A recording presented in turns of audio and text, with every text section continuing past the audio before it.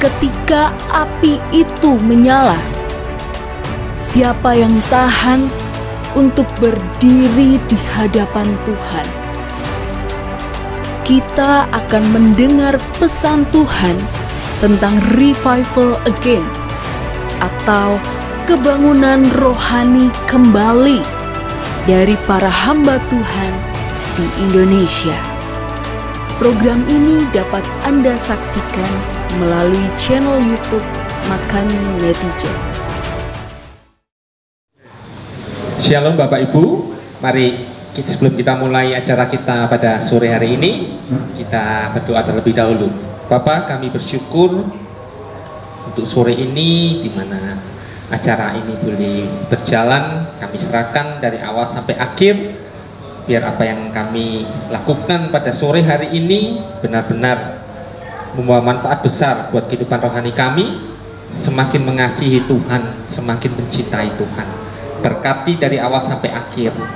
Kami minta pengurapan Tuhan, kami minta Engkau ada bersama kami. Di dalam nama Tuhan Yesus kami berdoa, amin.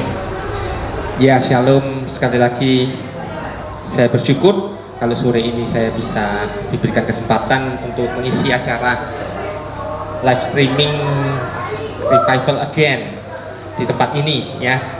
Sesuatu yang baru bagi saya karena saya belum pernah sama sekali untuk online secara langsung, karena gereja saya selama ini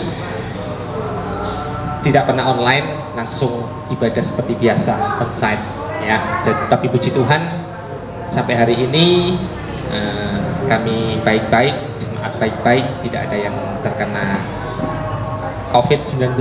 Itu karena kemurahan Tuhan saja, ya. Baik, kita akan belajar bersama-sama apa yang ingin Tuhan katakan kepada kita semua, kepada saya dan Bapak Ibu semua, saudara-saudara sekalian, mengenai revival again, ya. Kalau dalam bahasa Indonesianya disebut kebangunan rohani kembali.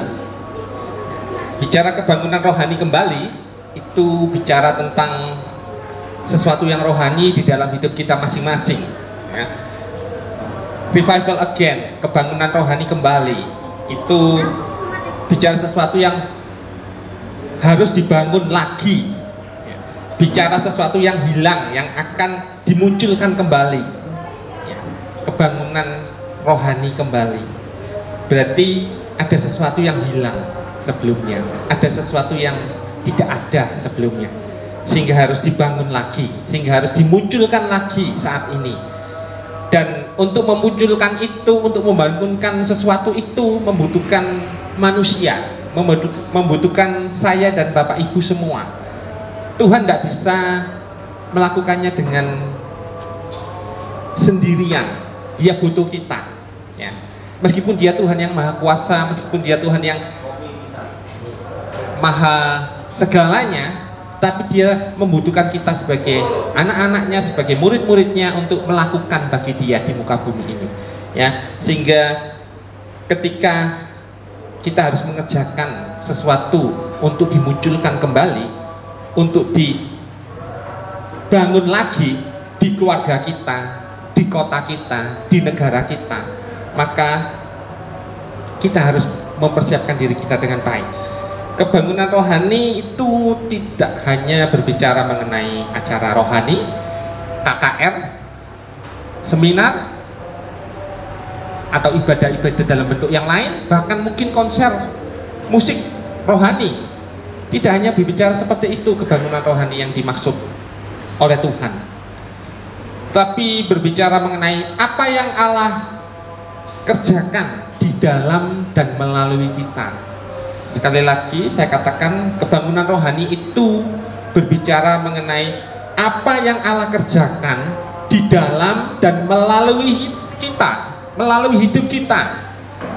Karena itu Tuhan membutuhkan saya, Bapak Ibu dan semua saudara-saudara untuk mengerjakannya, supaya terjadi kebangunan rohani di dalam keluarga kita masing-masing, di dalam kota kita, di dalam bangsa kita Indonesia ini. Kalau kita merindukan Tuhan berkarya lebih, maka Tuhan membutuhkan kita sebagai alatnya yang sempurna dipakai Tuhan. melalui tangannya yang ajaib. Kebangunan rohani itu juga berarti berbicara mengenai pemulihan, bicara mengenai perubahan, karena tanpa adanya pemulihan atau perubahan tidak mungkin akan terjadi yang namanya kebangunan rohani. Sesuatu yang harus dibangun lagi, sesuatu yang hilang yang harus dimunculkan lagi, itu membutuhkan sebuah kegiatan yang namanya perubahan. Tanpa adanya perubahan, tanpa kita dipulihkan dari yang lama, tidak akan pernah terjadi yang namanya kebangunan rohani lagi, revival again. Dan itu selalu dimulai, selalu bicara kepada diri kita masing-masing, diri sendiri. Kebangunan rohani itu berawal startnya dari diri kita masing-masing. Sehingga ketika kita diubahkan, ketika kita dipulihkan oleh Tuhan, terjadi kebangunan rohani di dalam hidup kita, itu kita maka bisa memberi dampak kepada orang lain, memberi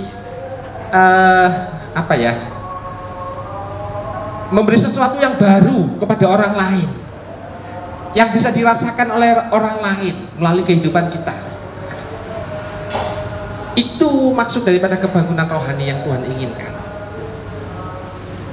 Kebangunan rohani itu juga memiliki pengertian terjadi kunjungan Allah, terjadinya karya Allah sebagai jawaban dari doa kita, dari iman percaya kita, dari harapan kita selama ini.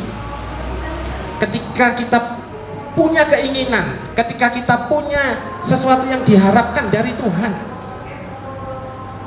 kalau kita mendapatkan karya Tuhan terjadi dalam hidup kita, Tuhan mengunjungi secara pribadi hidup kita, kita mendapatkan sesuatu yang baru. Itu yang namanya disebut kebangunan rohani. Adanya perubahan, adanya pemulihan. Kebangunan rohani itu juga berarti kembalinya kesehatan rohani. Akibat daripada kemunduran, akibat daripada menurunnya kehidupan rohani kita, sehingga apa? Kehidupan rohani kita tidak memberi dampak kepada orang lain, tidak dirasakan oleh orang lain bahwa kita ini adalah anak Tuhan, bahwa kita ini adalah orang Kristen, bahwa kita ini adalah pengikut Kristus. Orang lain tidak merasakan dampaknya, orang lain tidak merasakan apa-apa melalui hidup kita. Karena apa? Kita mengalami penurunan rohani selama mengikuti Yesus. Karena itu perlunya kita dibangun kembali, kita dibangkitkan kembali. Kebangunan rohani itu bicara tentang kesehatan rohani.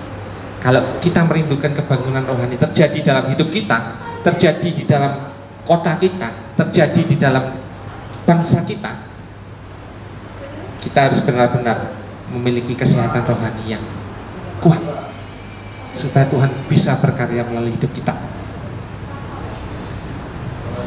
Arti daripada kebangunan rohani untuk diri sendiri, yaitu kita mengakui dan bertobat dari segala dosa. Yang kemudian yang kedua, menghentikan tindakan atau perbuatan jahat yang kita lakukan selama ini, yang mungkin kita tidak merasa saya nggak jahat kok, saya ini orang baik. Tetapi kadang-kala kita mungkin menyakiti orang lain. Kadang kita seringkali mungkin meremehkan orang lain, sehingga orang lain merasa memiliki sakit hati, memiliki kekecewaan kepada kita. Tanpa sadar kita melakukannya setiap hari. Yang mungkin ditutupi dengan kata-kata rohani, yang mungkin ditutupi dengan tindakan-tindakan rohani, yang dapat menyebabkan orang lain menjadi kecewa, yang menyebabkan orang lain sudah tidak usah ke gereja lagi lah, sudahlah nggak usah ikut Tuhan lagi, sudahlah nggak usah pelayanan lagi lah, dah lupakan semua, saya tak jadi orang baik di luar Tuhan saja. Karena di luar sana banyak orang yang jauh lebih baik daripada orang-orang yang datang ke gereja. Karena di luar sana banyak orang-orang bisa berbuat lebih baik daripada orang-orang yang rajin ke gereja. Jangan sampai itu terjadi. Jangan sampai itu terjadi di dalam gereja kita. Jangan sampai itu terjadi di dalam kota kita. Orang lihat, orang ini lebih baik daripada orang Kristen yang katanya Tuhannya kasih. Orang ini lebih baik daripada orang Kristen yang katanya suka mengampuni. Ya, jangan sampai itu terjadi. Ya. Kemudian kebangunan rohani yang terjadi di dalam diri kita sendiri itu karena kita mengakui Yesus adalah Tuhan dan Juru Selamat. Tidak ada cara yang lain. Cara yang ketiga yang selanjutnya, kita mengakui Yesus itu Tuhan dan Juru Selamat. Karena hanya satu-satunya Tuhan yang mati dan bangkit bagi kita semua. Dia punya kuasa, dia punya surga, dialah pemilik surga. Karena dia bisa datang ke bumi dan dia bisa kembali lagi ke tempat asalnya di surga sebagai Bapa, sebagai pemilik surga.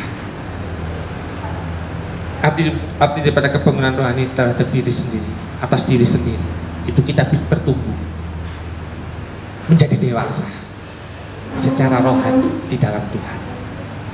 Bukan dewasa karena umur, bukan dewasa karena saya dan Bapak Ibu dan saudara semua sudah semakin tua, bukan. Ukuran dewasa di hadapan Tuhan tidak sama dengan ukuran dewasa di depan manusia.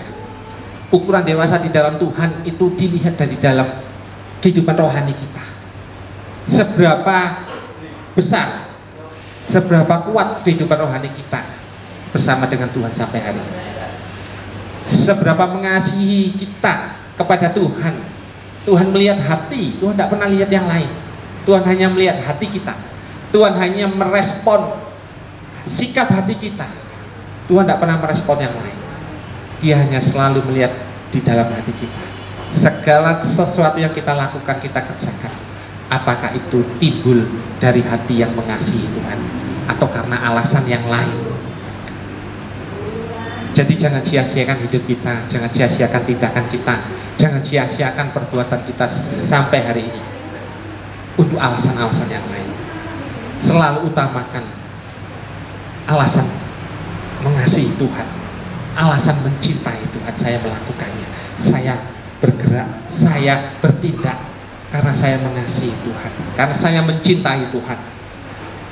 Ya, jadi arti dari kebangunan rohani terhadap diri sendiri ada 4: mengakui dan bertobat dari segala dosa, menghentikan tindakan perbuatan yang jahat, mengakui Yesus adalah Tuhan dan Juru Selamat, bertumbuh secara rohani, menjadi dewasa di hadapan Tuhan. Dan kebangunan rohani itu dimulai karena tiap pribadi, tiap orang, tiap pengikut Kristus, tiap orang-orang kudus, tiap orang-orang yang mengaku Yesus adalah Tuhan dan Juru Selamat harus mengerjakannya dengan benar. Yang pertama, bagaimana terjadinya kebangunan rohani di sebuah keluarga, terjadi kebangunan rohani di sebuah kota, terjadinya kebangunan rohani di negeri ini, di bangsa kita Indonesia yang kita cintai ini. Yang pertama, setiap pengikut Kristus, setiap anak-anak Tuhan harus haus akan firman Tuhan. Lukas 5 ayat 1 berkata, mari kita buka bersama saya, Lukas 5 ayat 1.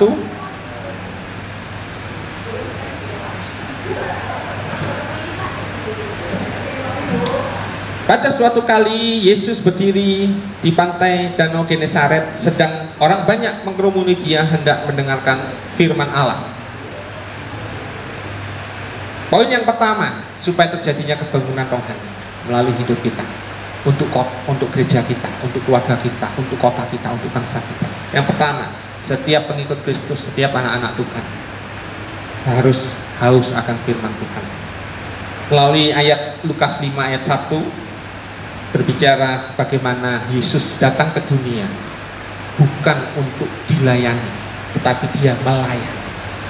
Dan dia setiap hari, setiap waktu pekerjaannya adalah memberitakan firman Tuhan, menyampaikan firman Tuhan.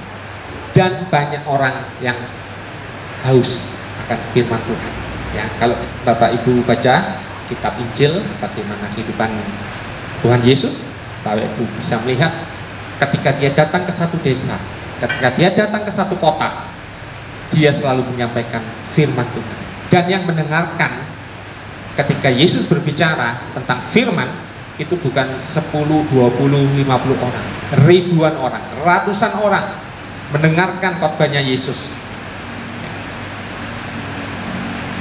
Ini adalah gambaran dari kehidupan manusia yang berpusat pada firman Tuhan. Manusia kehidupannya harus berpusat kepada firman Tuhan saat ingin mengalami kebangunan rohani. Tidak ada cara yang lain. Mendengarkan firman Tuhan, merespon firman Tuhan, dan yang utama melakukan firman Tuhan. Karena di dalam Alkitab berkata iman tanpa perbuatan itu nol, tidak ada artinya. Bapak Ibu bisa beriman kepada Yesus, itu baik, puji Tuhan.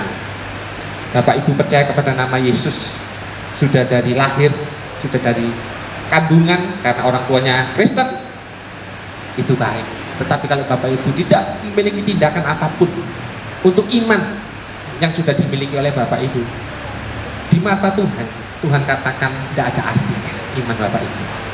Iman harus disertai dengan tindakan. Iman harus disertai dengan perbuatan. Perbuatan apa yang harus kita kerjakan? Tindakan yang seperti apa yang harus kita kerjakan? Tindakan yang sesuai dengan firman Tuhan. Karena itu tadi saya katakan poin yang pertama, untuk terjadinya kebangunan rohani di dalam keluarga kita, gereja kita, kota kita, bangsa kita, setiap orang Kristen, pengikut Kristus harus haus akan firman Tuhan. Supaya apa? Tindakannya selalu dituntun oleh firman Tuhan. Supaya apa? Kehidupannya selalu diarahkan oleh firman Tuhan, bukan diarahkan oleh apa kata pendeta, bukan diarahkan oleh apa kata orang. Ya. Bapak Ibu bisa belajar sendiri. Alkitabnya sama. Alkitabnya pendeta dengan Alkitabnya jemaat tidak ada bedanya. Sama. Bapak Ibu bisa baca sendiri di rumah, bisa merenungkan sendiri di rumah, dan melakukan apa yang sudah dibaca dan direnungkan. Ya. Yesus dalam kehidupannya selalu memberitakan Injil. Dia tidak pernah dolan, dia tidak pernah happy-happy, dia tidak pernah males-malesan, tidur aja di rumah enak, ya. Dia tidak pernah lakukan itu selama hidupnya di dunia. Yang dia kerjakan setiap saat, setiap waktu menyampaikan firman Tuhan, dan itu didengar oleh banyak orang, sehingga ketika orang-orang itu mendengar firman Tuhan yang disampaikan oleh Yesus, hidup mereka diubahkan, hidup mereka dipulihkan, mereka mengalami sesuatu yang baru dalam hidupnya, mereka mengalami sesuatu yang tidak pernah mereka rasakan sebelum-sebelumnya. 1 Petrus 2 ayat 2. Mari kita buka 1 Petrus 2 ayat 2.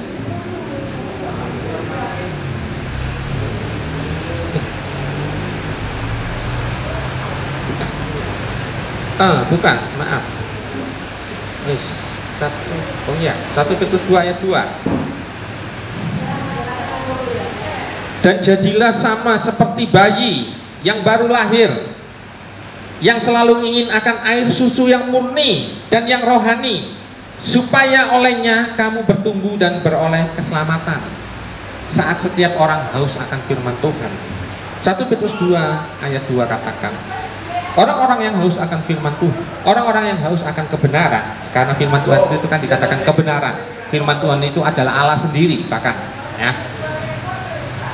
1 Petrus 2 ayat 2 mengatakan, seperti bayi yang baru lahir, yang selalu ingin air susu yang murni dan yang rohani, supaya olehnya kamu bertumbuh dan beroleh keselamatan. Setiap orang Kristen, pengikut Kristus yang mau bertumbuh, yang mau menjadi dewasa, tidak ada cara lain, harus haus akan firman Tuhan. Karena firman Tuhan itu adalah kebenaran. Karena firman Tuhan itu yang membuat kita bertumbuh, dikatakan bertumbuh dan memperoleh keselamatan.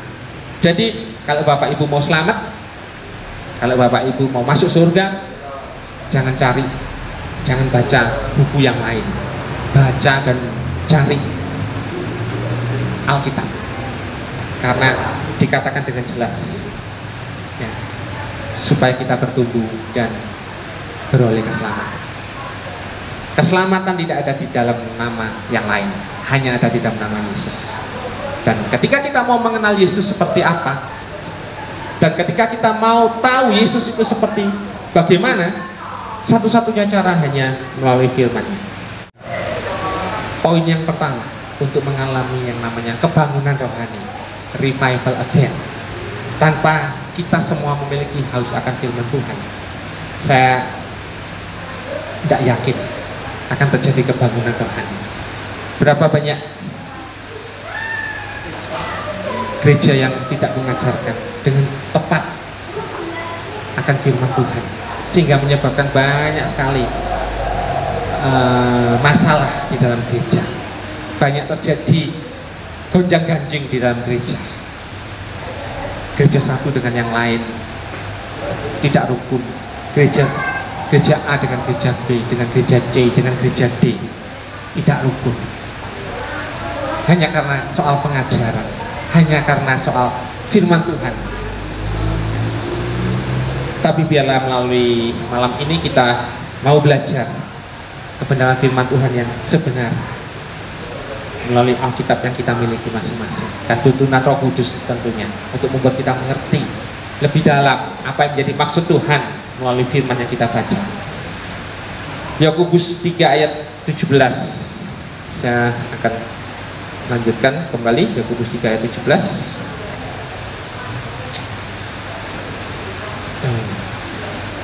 Yakobus 3 ayat 17 dikatakan,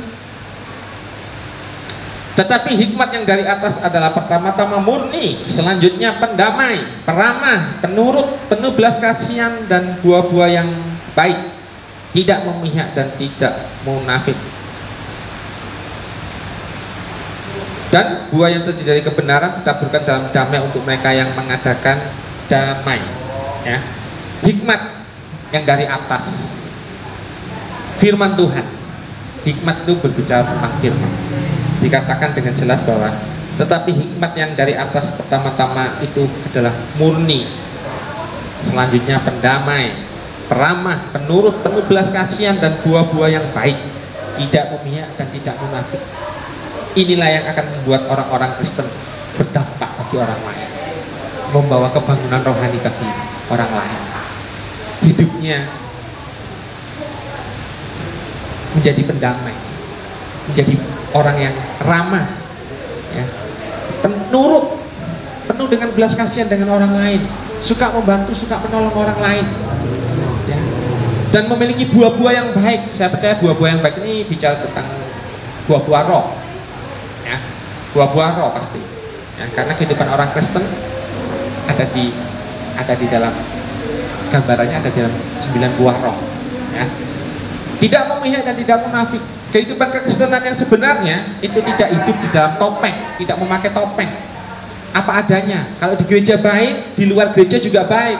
Kalau di dalam gereja seperti malaikat, di luar gereja pun seharusnya sama seperti malaikat, sehingga hidupnya berdampak buat orang lain, sehingga orang lain melihat, oh iya, itu anak Tuhan, oh iya, itu pengikutnya Kristus. Hidupnya bisa terbaca, hidupnya bisa terlihat oleh orang lain bahwa dia benar-benar pengikut Kristus. Tidak ada topeng, tidak memakai topeng, ya. Berapa banyak orang Kristen suka memakai topeng di dalam gereja, malaikat semua, sama seperti orang baik, orang yang tidak berdosa di dalam gereja. Pendeta ngomong firman, amin, amin, jawabannya tegas, kuat, amin, ya. Tapi ketika pulang dari gereja, keluar dari gereja, lakukan apa yang dilakukan oleh orang yang tidak kenal Tuhan.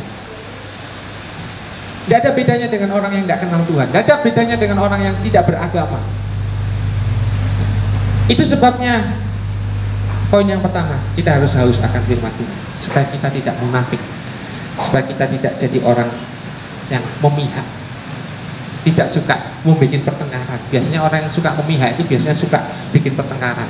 Aku tak bolo kono, enak bolo kono, nah, ya, karena dia bolo sana ada masalah dengan yang lain, dia memihak yang sana karena dia bolonya. Berapa banyak orang Kristen yang seperti ini, suka memihak salah satu, akhirnya menjadi pertengkaran. Tidak dirasakan bahwa ternyata apa yang dia kerjakan tidak menjadi berkat. Apalagi kalau memihaknya jelas-jelas di pihak yang salah, ya, di pihak yang tidak benar, itu bisa bikin tambah kacau. Ya.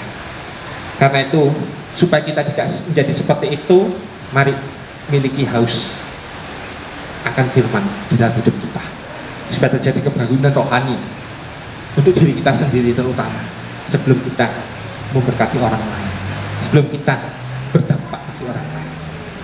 Kemudian poin yang kedua, yang terakhir yang mau saya sampaikan pada sore hari ini, kebangunan rohani dimulai karena poin yang kedua, ada harga yang harus dibayar, ya. Karena segala sesuatu, kalau kita mau memulai, kalau kita mau mendapatkan, biasanya ada sesuatu yang harus kita lakukan terlebih dahulu. Firman Tuhan katakan ada harga yang harus dibayar. Kita punya pujian yang berkata, sekarang waktunya menyatakan iman kita di tengah dunia bahwa Yesuslah Tuhan. Berapapun harga yang harus kita bayarkan, terlebih mulia mahkota kehidupan. Ada harga yang harus dibayar oleh setiap pengikut Kristus supaya terjadinya kebangunan rohani.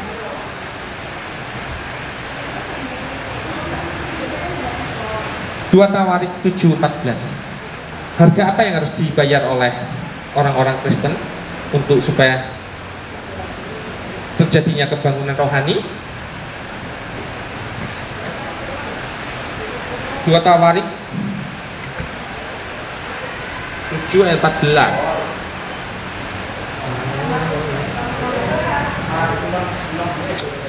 Haleluya, ya, 2 Tawarik 7 ayat 14.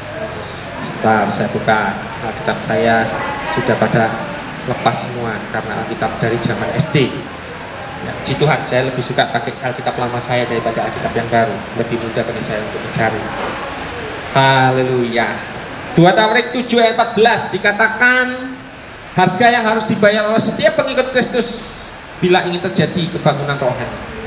Dan umatku yang atasnya namaku disebut merendahkan diri, berdoa dan mencari wajahku, lalu berbalik dari jalan-jalan yang jahat, maka aku akan mendengar dari surga dan mengampuni dosa mereka serta memulihkan negeri mereka. Sekarang mataku terbuka dan telingaku menaruh perhatian kepada doa dari tempat ini. Poin yang kedua, poin yang terakhir yang mau saya sampaikan, kebangunan rohani dimulai karena ada harga yang harus dibayar. Dan harga yang harus dibayar adalah setiap anak-anak Tuhan, setiap pengikut Kristus harus merendahkan diri, dikatakan berdoa, cari wajah Tuhan, berbalik dari dosa, berbalik dari semua tindakan jahat, jalan-jalan yang jahat. Tuhan pasti mendengar, Tuhan pasti menjawab. Dikatakan Tuhan memulihkan.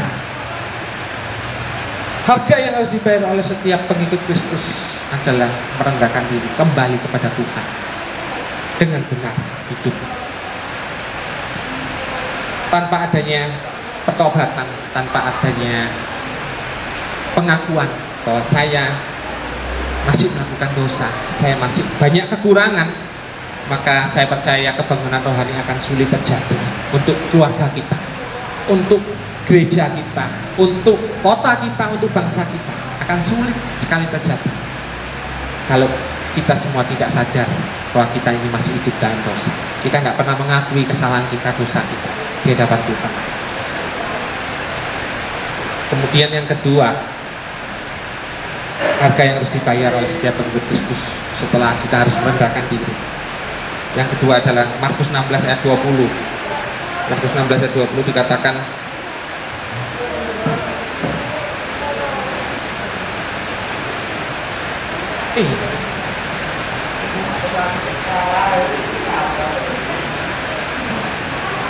ya, Markus 16 ayat 20 dikatakan, mereka pun pergilah memberitakan Injil ke segala penjuru dan Tuhan turut bekerja dan meneguhkan firman itu dengan tanda-tanda yang menyertainya. Harga yang harus dibayar yang kedua oleh setiap pengikut Kristus, anak-anak Tuhan, supaya terjadinya kebangunan rohani,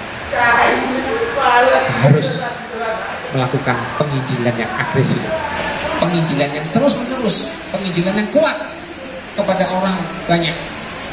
Pelayanan Yesus, pelayanan nabi-nabi yang tercatat di Perjanjian Lama dan Perjanjian Baru, kalau Bapak Ibu baca, kebangunan rohani terjadi, pertobatan terjadi kepada orang banyak, itu saat mereka berkhotbah, saat mereka melakukan penginjilan secara masif, secara agresif ke setiap kota, ke setiap desa, ke setiap daerah, tanpa rasa takut.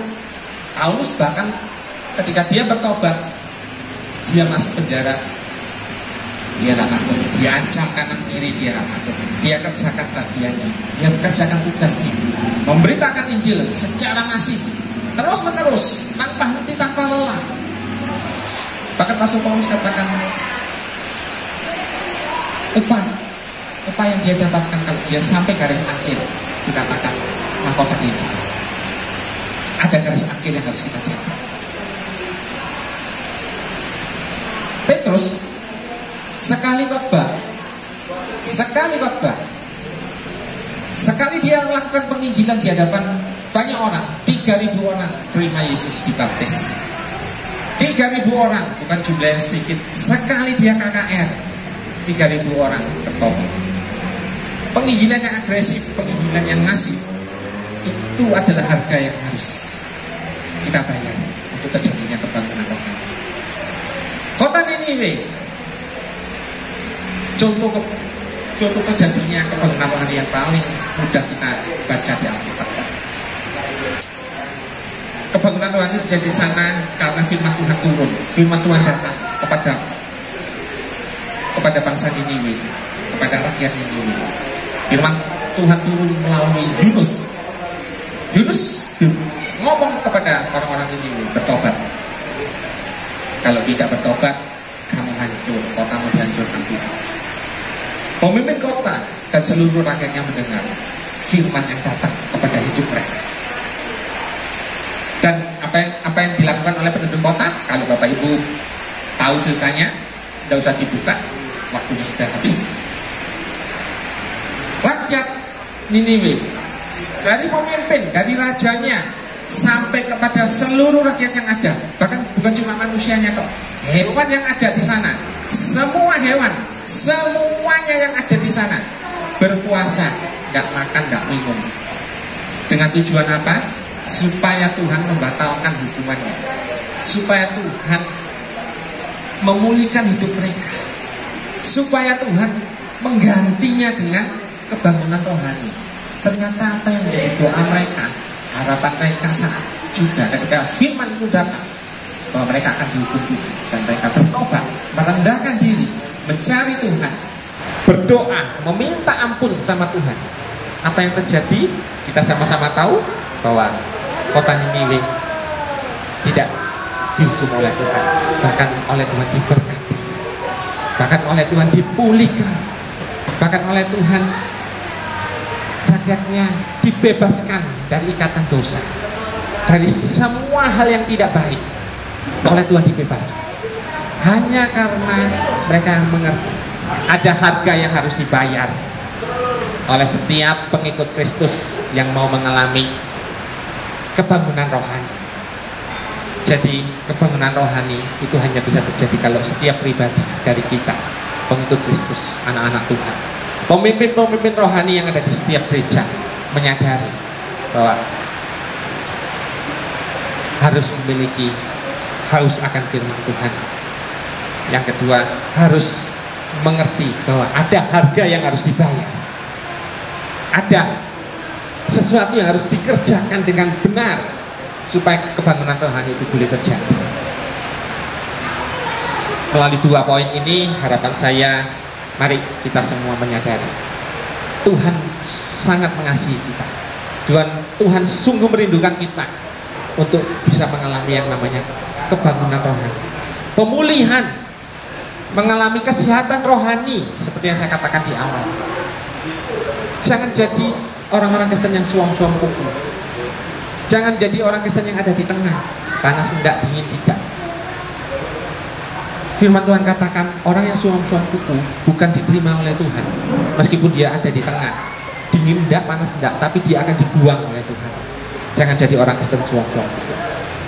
Jadilah orang Kristen yang panas, atau jadilah orang Kristen yang dingin untuk memberitakan Injil, menyatakan Injil. Kalau Bapak Ibu bilang, saya nggak bisa menyampaikan firman Tuhan, saya tidak bisa khotbah, tidak usah khotbah untuk berdampak buat orang lain. Tunjukkan saja hidupmu, tunjukkan saja kehidupanmu di luar gereja, supaya orang melihat, oh ya ini anak Tuhan, oh ya ini pengikut Kristus, tanpa harus ngomong tentang Kristus, tanpa harus berkhotbah. Itu jauh lebih mengena buat mereka. Kehidupan kita di luar gereja, kehidupan rohani kita di luar, di kehidupan sehari-hari, kehidupan nyata, mari kita tunjukkan bahwa kita ini adalah pengikut Kristus, bahwa kita ini adalah anak-anak Tuhan, anak-anak Tuhan yang merindukan kebangunan rohani terjadi di dalam keluarga kita, terjadi dalam gereja kita, terjadi di dalam kota kita, terjadi untuk bangsa kita. Ya, harapan saya meskipun tidak lama, tidak panjang lebar, tapi biarlah firman Tuhan yang saya sampaikan sore ini benar-benar memberkati kita semua, dan kita memiliki satu keinginan yang sama, terjadinya kebangunan rohani dimanapun kita berada, di kota kita, di gereja kita. Ya, mari kita berdoa. Saya selesaikan untuk firman Tuhan sore ini. Tuhan, kami bersyukur Tuhan sudah sampaikan firman Tuhan kepada setiap kami, dan biarlah kami mengerti bahwa kebangunan rohani tidak dimulai dari orang lain. Kebangunan rohani dimulai daripada diri kita masing-masing, dan itu yang akan memberi dampak pada orang lain, sehingga benar-benar Tuhan dirasakan, Tuhan benar-benar dinikmati oleh banyak orang, dan kehidupan kami dipulihkan, kesehatan rohani kami dipulihkan oleh Tuhan, disembuhkan oleh Tuhan. Kami menjadi kuat kembali, kami menjadi sehat kembali sebagai anak Tuhan, sebagai pengikut Kristus, dan kami boleh menikmati berkat Tuhan saat kami dibangkitkan, saat kami dipulihkan oleh Tuhan. Tuhan memberkati kami dengan caranya Tuhan yang ajaib. Terima kasih Tuhan, kami taruh iman kami, percaya kami, Tuhan mengasihi kami, Tuhan sudah bangkit buat kami, dan yang pasti Tuhan menolong kami untuk kami boleh melakukan firman Tuhan, supaya iman kami tidak kosong, supaya iman kami tidak berharga nol di mata Tuhan, tapi kami melakukan apa yang menjadi iman percaya kami selama ini, melakukan firman Tuhan dalam kehidupan kami setiap hari. Terima kasih Bapa, terima kasih meteraikan firman-Mu dalam setiap hati kami yang mendengarkan. Di dalam nama Yesus, biarlah damai sejahtera, sukacita Tuhan turun atas kami semua, menyertai kami dari hari ini sampai Maranatha, Tuhan Yesus datang untuk menjemput kami kembali.